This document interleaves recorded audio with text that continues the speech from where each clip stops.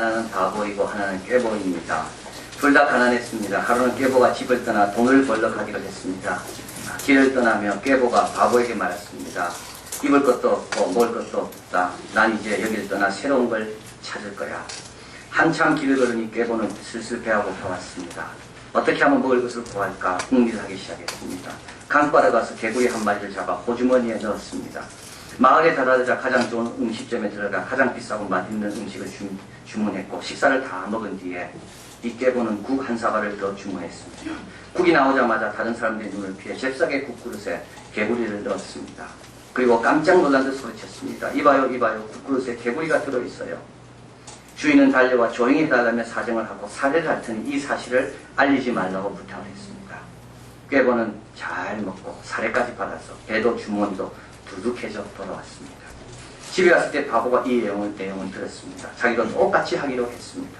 개구리를 잡아 주문해놓고 같은 음식점으로 들어갔습니다. 그리고 비싼 것을 주문하여 다 먹은 다음에 국 한 사발을 주문했습니다. 그런데 심부름하던 사람이 국이 떨어졌다고 말했습니다. 그는 흥신 두들겨 맞고 쫓겨났습니다. 이 이야기는 이디오피아 난민 어린이 기르마 테스카가 들려준 이야기입니다. 땅 나누는 것이 다 끝났다고 말씀을 드렸습니다. 북쪽에 에브라임, 남쪽에 유다, 중간에 베냐민, 나머지 7지파들도 다 올라가서 이제 땅을 다 차지하게 되었습니다. 그런데 하나님께서 이스라엘 백성에 약속하신 땅, 그 땅을 아직까지 정리가 되지 않았습니다. 두 땅이 있는데요. 하나는 도피성이고 하나는 레위인들을 위한 땅입니다. 자, 이게 여러분 순서가 이렇습니다. 다 죽고 난 다음에 레위인을 위한 땅은 내놓아야 되는 겁니다. 다 자기 걸 가지고 도피성을 위해서 내놓는 거예요.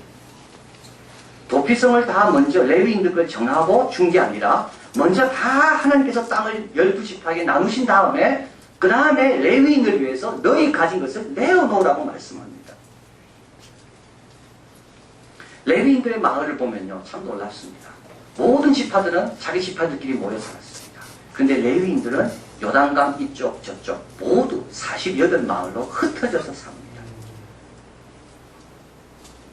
하나님의 거룩한 백성, 소금처럼 빛처럼 구석구석마다 번져서 그 중심적인 역할을 하는 하나님의 뜻이 있습니다. 도피성도 또 마찬가지입니다. 도피성도 하나님께서 골고루 흩으십니다. 도피성에 오는 사람들은 누구겠습니까? 원래 그 성에 사는 사람들이 있죠. 레위인들입니다. 그러나 부지 중에 실수로 사람을 죽인 사람, 그 피해를 당한 가족이 피해 보수자로 그를 죽이려고 달려올 때 피할 수 있는 곳이 바로 도피성입니다. 하나님은 이 도피성에 대해서 모세와 더불어 40년 전에 약속하셨습니다. 약속의 땅에 들어가면 내가 도피성을 세울 거다. 땅 나는 것이 다 끝난 다음에 하나님은 혹시라도 백성들 가운데 실수로 남을 죽인 경우 피해 보수자인 그 가족들이 쫓아가서 그를 죽이면 너무도 하나님의 약속의 땅에 피가 많아지기 때문에 그들을 보호하기 위해서 하나님은 도피성을 세우십니다. 자, 오늘 본문을 통해서 우리는 하나님께서 도피성을 세우신 그 깊은 뜻을 우리가 발견하려고 합니다. 하나님께서 도피성을 왜 주셨는가? 어디에 주셨는가? 도피성에 사는 사람들의 의무는 무엇인가? 그리고 도피성에 피했다가 돌아갈 때는 언제인가? 이런 것들을 묵상할 때 우리는 도피성을 주신 하나님의 깊은 뜻을 발견하게 됩니다. 먼저 도피성은 6군데 세워집니다. 어디에 세워집니까? 그런데요, 참 이게 놀라운 것은 가장 교통의 요지에 세워집니다. 도피성은 도망온 사람들이 피하는 곳인데도 불구하고 저 험악한 곳, 아무도 가기 싫은 곳, 그것에 도피성에 세워지는 것이 아니라 이스라엘 백성이 가장 모이기 좋은 곳, 교통의 요지가 되는 곳, 마을에서 도피성까지 가기에는 가장 근접이 쉬운 그곳에 하나님께서 도피성을 세우십니다. 도피성은 요단강을 중심으로 해서 서쪽, 동쪽 3군데씩 세워집니다. 북쪽에 하나, 중간에 하나, 남쪽에 하나. 요단강 이쪽에도 또 북쪽에 하나, 중간에 하나, 남쪽에 하나. 그런데 이 세워지는 도시들이 다 어떤 도시들이냐면 가장 아름답고 가장 교통의 요지에 있고 지금으로 치면 가장 비싼 땅입니다. 하나님께서 도피성은요, 자원하지 않습니다. 하나님이 정하십니다. 도피성을 이렇게 세워라, 정해라. 무엇을 말합니까? 하나님께 오는 길을 쉽게 만드신다는 겁니다. 하나님은 구원받게 하기 위해 하나님께 도망오는 사람을 일부러 복잡하고 긴 길로 오게 하지 않습니다. 도피성과 도피성 간의 거리는 최대한 48km입니다.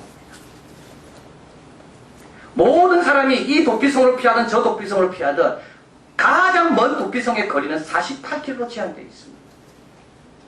언제라도 어디서라도 내가 가기 쉬운 곳으로 피하라고 하나님께서 도피성의 위치를 그렇게 정하시는 겁니다. 구원에 이르는 길을 쉽게 하려고 하나님께 도움을 구하는 길이 그렇게 멀지 않은 거예요. 구원의 말씀도 그만큼 가까이 있음을 우리 하나님은 도피성의 위치를 통해 우리에게 말씀하는 겁니다. 그리고 오늘 본문에 보면 도피성의 이름들이 나옵니다. 6도시가 나오죠. 제일 위쪽에 위치한 가데스, 거룩하다는 뜻을 갖고 있습니다. 세겜 중간입니다. 어깨에 짐을 매다. 헤브론은 남쪽입니다. 친구라는 뜻입니다. 헤브론은 갈렙의 땅이었습니다. 갈렙이 올라가서 취한 땅이죠. 근데 갈렙이 그 땅을 도피성으로 메어먹은 겁니다. 요단강 넘어서 내륙 쪽입니다. 골란 제일 위쪽입니다. 기뻐하다는 뜻이고요. 라못이라는 도시는 영광스럽다, 높이라는 뜻입니다. 베셀은 남쪽인데 금이나 값진 보석이라는 뜻입니다. 보통 여러분 동네 이름을 지을 때 그 동네 배경, 그 환경을 잘 고려해서 그 환경에 매치되는 이름을 지었습니다. 이런 아름다운 이름이 있다는 말은 뭐겠습니까? 이 환경이 그렇게 좋았다는 말입니다. 하나님의 영광을 드러내는 것처럼 금은 보화가 가득 찬 것처럼 아름답고 휘황찬란한 도시, 하나님 그걸 누구에게 주십니까? 죄인들에게 주시는 겁니다. 우리 생각과 정반대입니다. 이런 도피에 오는 사람들을 위해서 우리 같으면 저 사막에 저 구석에 놓을 것 같지만 우리 하나님은 아닙니다. 그들의 심정, 그들의 외로움, 그들의 고독을 헤아리시면서 가장 좋은 도시에 가장 귀중한 환경이 있는 곳에 하나님은 도피성을 세우시는 겁니다. 당신의 아들도 아낌없이 내어주시는 하나님의 그 사랑, 이 도피성은 그에게 말하고 있습니다. 두 번째로 도피성 사람들의 의무에 있는 또 하나님의 뜻입니다. 오늘 본문 한번 같이 가보겠습니다.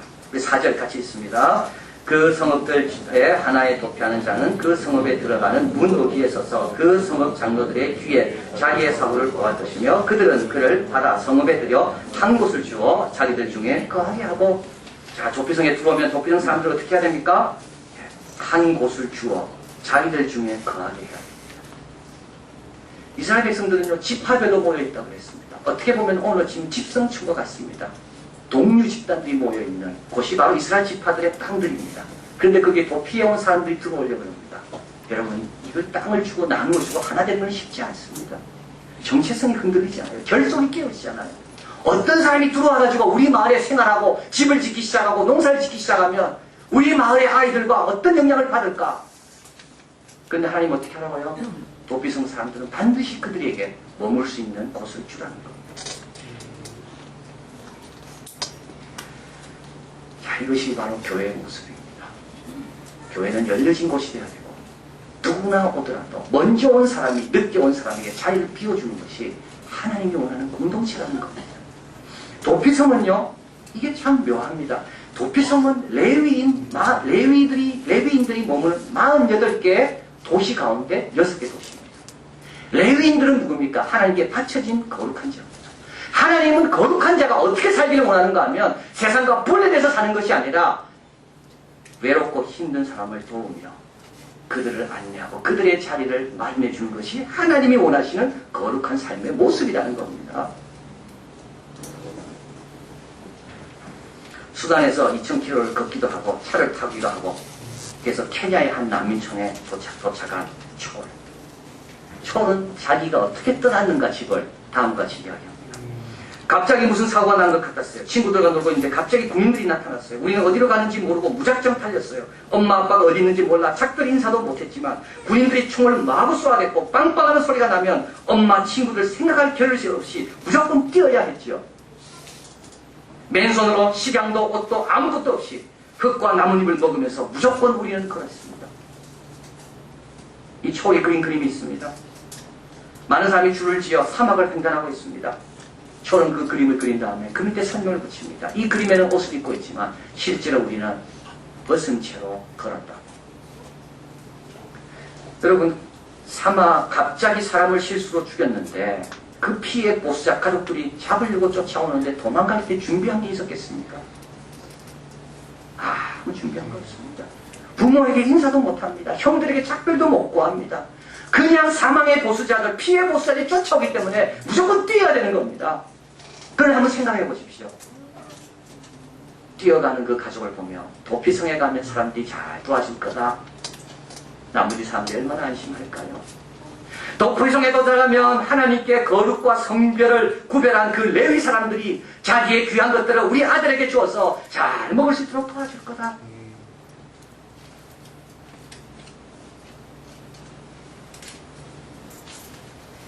그것뿐만 아닙니다. 도피성 사람들이 의무가 있습니다. 그건 뭡니까? 이들을 보호해 줘야 됩니다.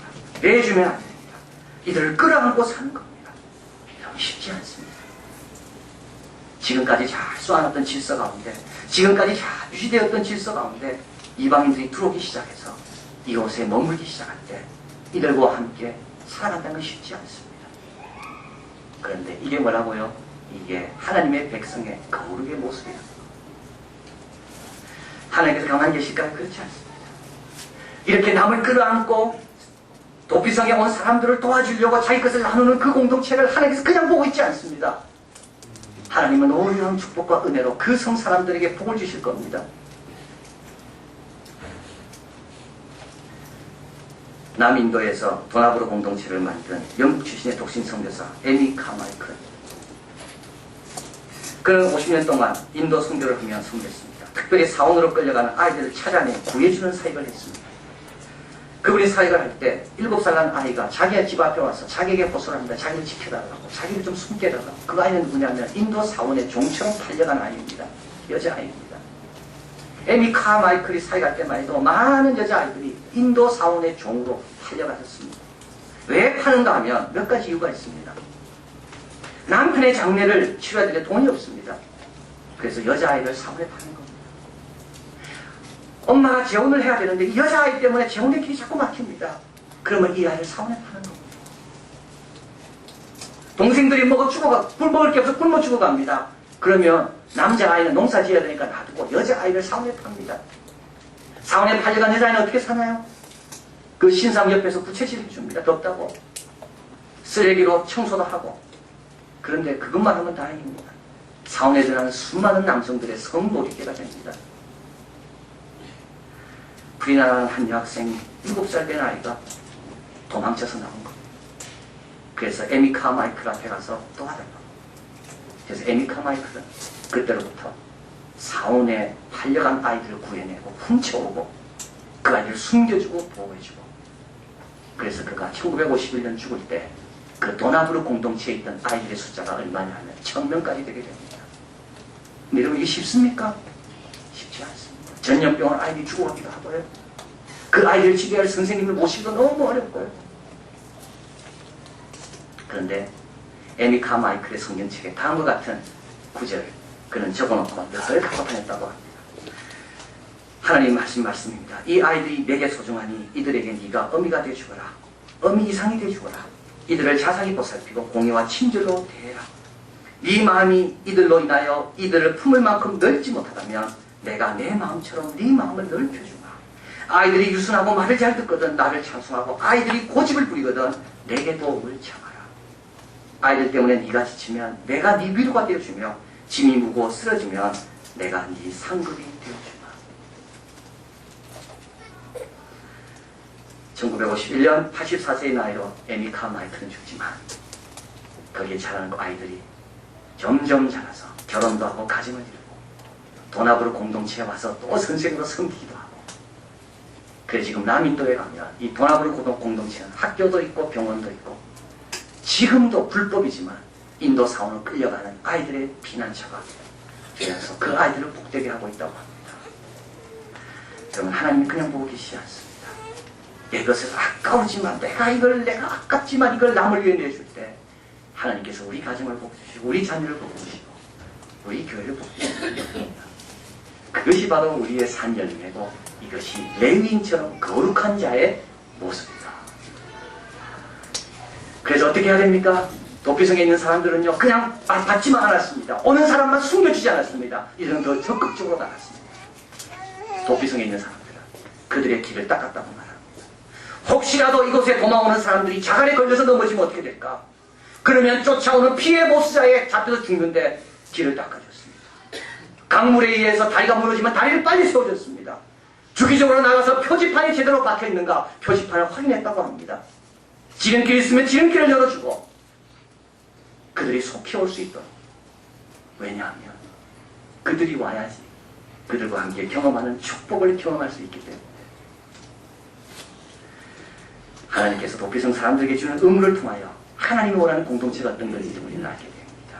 여러분, 우리끼리 절대 아닙니다. 내가 잘 아는 사람과만 있는 거 절대 그건 아닙니다. 그는 세상 사람도 그렇게 살아갑니다. 하나님의 역사를 경험하고 하나님의 축복을 경험하는 길은 누가 오더라도 내 자리를 비켜주고 이 자리를 위해 내가 기다렸다 나누고, 그럴 때 이 공동체는 하나님의 영광을 드러내는 공동체가 된다. 이것이 도피성에 주시는, 통해 주시는 하나님의 귀한 두 번째 뜻이 여기 있습니다. 자, 마지막으로 이제 도피성에 있는 사람들은 이제 집으로 돌아가게 됩니다. 여러분, 아무리 도피성이 좋아도요, 사람들은 도피성에 머물고 싶지 않습니다. 왜냐하면 가족에게 돌아가고 싶잖아요. 이 난민촌에 있는 아이들이 이야기 읽어보면요, 그 난민촌에는요, 학교도 많답니다. 어떤 난민촌은 초등학교가 20개나 되고 중학교도 있습니다. 아이들이 수업 시간이 다 끝나면 이제 각자 축구, 농구, 배구 이런 거 취미 따라 취미 생활도 하고, 그리고 난민촌에는 집보다 형편이 좋아서 300g의 옥수수를 매일 받기 때문에 집에서는 굶지만 난민촌에서는 아이들이 굶는 경우가 없답니다. 근데도 아이들이 집에 가기를 원한다. 내가 큰 거를 부모님께 보여주기를 원하고 동생들이 잘한 걸 보고 싶어. 도피성이 아무리 좋아도요, 도피성에 있기를 원치 않고 돌아가고 싶습니다. 근데 언제 돌아갑니까? 오늘 본문에 한번 가보겠습니다. 6절에 그가 살인자 회중 앞에서 재판을 받기까지 나 당시 대제사장이 죽기까지 그 성읍에 거하다가 그 후에 살인자가 본 성읍으로 자기가 도망하여 나온 성읍에 자기 집으로 돌아갈지니라. 언제 돌아갑니까? 대제사장이 죽을 때입니다. 대제사장이 죽는 날이 6개의 도피성에 있던 모든 사람들이 줄을 지어 자기 고향으로 돌아가는 날입니다. 대제사장이 죽는 날은 피해 보수자가 힘을 잃는 날이기도 합니다. 어떤 사람은 이렇게 말합니다. 이날은 옛시대가 가고 새시대가 왔다. 새로운 대제사장이 들어섰기 때문에 이거는 대통령이 바뀔 때 사면을 하는 그와 같은 형식일 것이다. 그러나 오늘 본문에서 강조하는 것은 죽음입니다. 대제사장이 대신 죽어줄 때 그는 자기의 원하는 집으로 돌아갈 수 있다는 것. 그래서 하나님은 도피성이 언제 도피성에서 벗어날 수 있는가, 그걸 통하여 우리 하나님은 당신의 아들의 죽음을 우리에게 보여주고 계시는 겁니다. 피해 보수자가 우리를 괴롭히려고 따라오고 계속 쫓아다녔지만 우리가 언제 피해 보수자, 우리를 괴롭히는 자를 향해서 우리가 당당하게 외칠 수 있는가? 바로 아들이 우리 대신 죽어줄 때. 그래서 도피성은 우리에게 예수님의 희생이 무엇인가를 말씀해 줍니다. 원래 가졌던 것을 빼앗겼는데 그걸 다시 회복할 수 있는 바로 그 길이 예수님 안에서 가능하다. 어떻게 해야 되나요? 그래서요, 빌립이 안치가 적은 책에 보면요, 다음과 같은 내용이 나옵니다. 자기 친구 이야기를 소개합니다. 이 친구는 알코올 중독자입니다. 이제 더 이상 이렇게 중독에 빠져 살다가 내가 이제 곧 사망이 나한테 가깝겠구나, 이걸 깨닫고 이 알코올 중독으로 벗어나기 위해서 AA 그룹에 가입하게 됩니다. 거기서 도움을 받지만 밤마다 술을 먹고 싶은 생각 때문에 이길 수가 없습니다. 심야 영업을 하는 식당까지 달려가서 그 앞에서 주저하기도 수십 번 했습니다. 노트를 한 권 샀습니다. 이 친구는 거기다 이렇게 적었답니다. 오 주님, 5분만 더 참게 도와주십시오. 5분만 더 참게. 노트 빈칸에다가 빽빽하게 전부 다 5분만 더 참게, 5분만 더 참게. 참을 수가 없으면 친구에게 전화를 한답니다. 그러면 친구가 달려옵니다. 그는 또 적고 있습니다. 내 친구가 5분 안에 올 수 있게 달라. 도피성과 우리의 거리는 멀지 않다 말씀드렸습니다. 5분만 참으면 주님 다녀오십니다. 5분 거리 안에 우리는 주님 안에 피할 수가 있습니다. 동시에 여러분, 다른 사람이 우리를 도와달라 할 때 5분 이상 기다리게 하지 마십시오. 다른 사람이 이한교를 찾아오려고 할 때 이한교에 오는 길이 5분 이상 지체되지 않도록 그 길을 닫고 그 자리를 비워놓고 오는 길을 쉽도록 만드는 것이 우리의 사명이라는 생각이 됩니다. 대제사장은 우리가 될 수 없습니다. 그러나 우리는 도피성 사람은 될 수가 있습니다. 오는 길을 쉽게 만드는 도피성 사람, 5분 안에 달려가서 도움을 구하는 사람, 바로 이런 뜻으로 우리 하나님은 우리를 한 곳에 모아놓지 않고 전국 방방 직장으로 흩어서 그 역할을 하라고 우리를 보내십니다. 도피성의 뜻을 발견하고 그 열매를 맺는 우리 모두에게 진심으로 바랍니다. 기도하겠습니다.